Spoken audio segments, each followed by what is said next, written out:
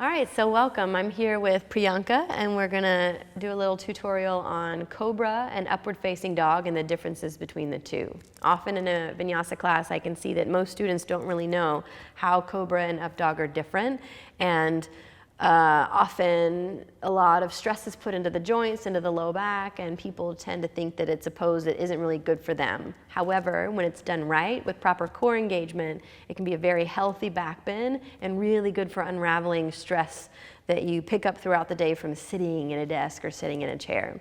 So Priyanka's gonna come all the way down to her belly. Please join us there, or you can watch this first and then join us. She's gonna have her feet at hip width distance, and then she's gonna bring her hands forward underneath her elbows. Yep, so go ahead and, yeah, right there. So the first pose we're gonna do is a baby cobra, or really a no hands cobra. So I want you to start to contact core strength and feel how much internal strength you can use to lift up into a cobra pose. And we'll start by firming the tops of the feet down and firming the inner thighs in.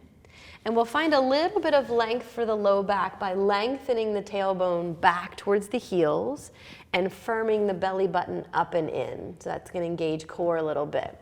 And so for this first one, Priyanka is going to use core strength to pull her chest forward and lift up. Go ahead and inhale, pull forward into Cobra. Let your hands float up.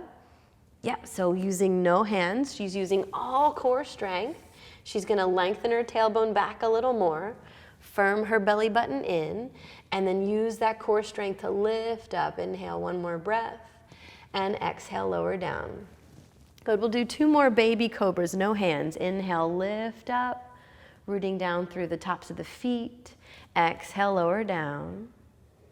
And one more, feel all the internal strength that you have on the inhale, pulling your chest, your sternum forward and up.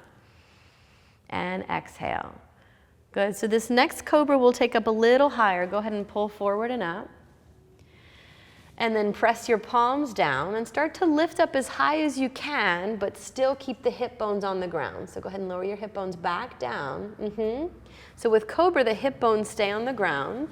You're still using a lot of internal strength to lift, firming the belly button in so the low back is long. Draw your elbows in by your ribs. Good, and then think of pressing your shoulder blades forward into your chest. Take one more breath, inhale.